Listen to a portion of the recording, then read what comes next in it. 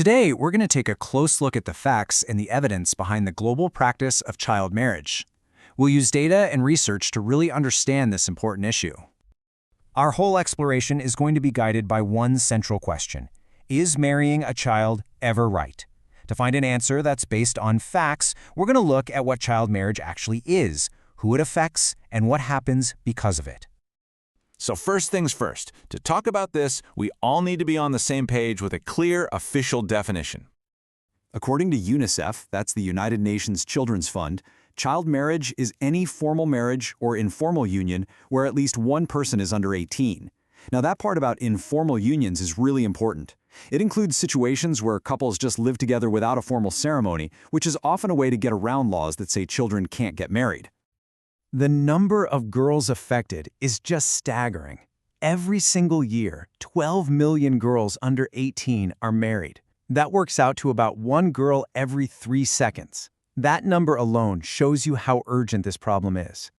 Pretty much the whole world agrees that child marriage is a violation of human rights.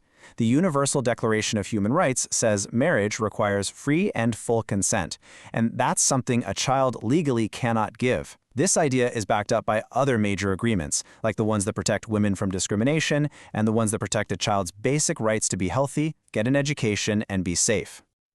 So who does this happen to? Well, boys are affected, but the data shows this is an issue that mostly impacts girls. Around the world, 1 in every 5 young women were married when they were children. For young men, it's about 1 in 30. That huge difference tells us that child marriage is really driven by inequality between boys and girls.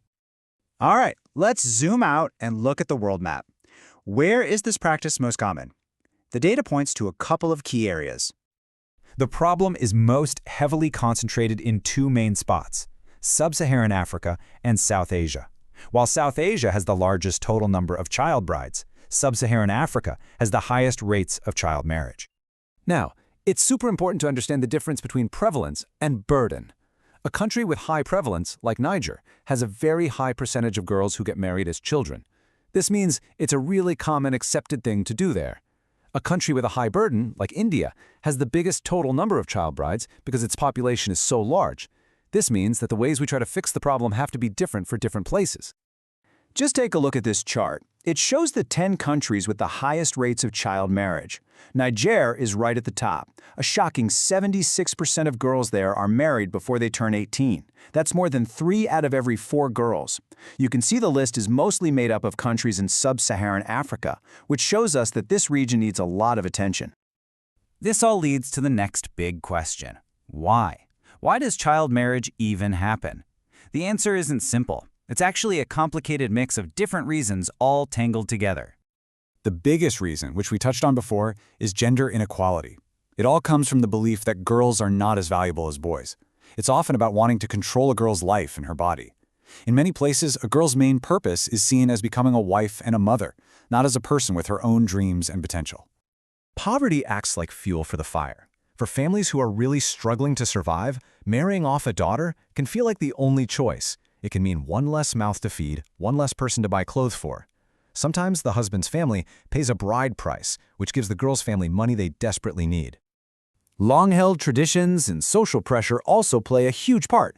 You know, when something has been done for generations and generations, it just starts to feel normal.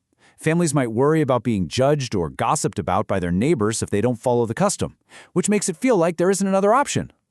And finally, the whole thing is made possible by weak laws. Even in countries that have a law saying you have to be 18 to get married, there are often ways around it. These little exceptions, like allowing marriage if the parents say it's okay, basically make the law useless and allow the practice to continue. Okay, so we know what it is, where it happens, and why. Now let's look at the evidence of what it does to people.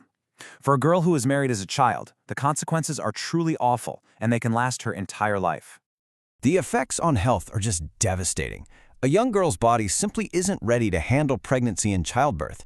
That's why problems during childbirth are a leading cause of death for teenage girls between 15 and 19, and their babies are at a much higher risk too.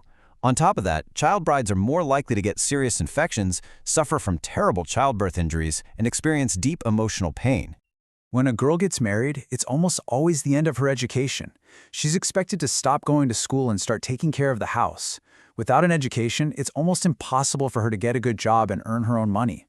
This traps her, and usually her own children, in a cycle of poverty. And this doesn't just hurt one family. It holds back the progress of entire countries. Now, you might hear some people say that child marriage protects a girl, maybe from violence or from getting pregnant before marriage. But the evidence shows the exact opposite is true. Girls who are married as children are much more likely to be victims of violence, often from their own husbands, who can be much, much older. The thing that's supposed to be a shield actually becomes the biggest danger. We've looked at the definition, the numbers, the causes, and the terrible consequences. So now we have all the evidence we need to go back to our first question.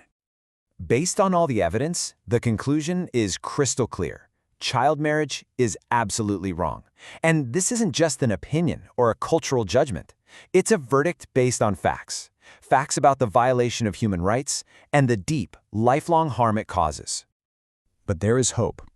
We know that change is possible, and research shows us what works. It starts with empowering girls, especially by making sure they can stay in school. It also means working with families and whole communities to change these old ideas.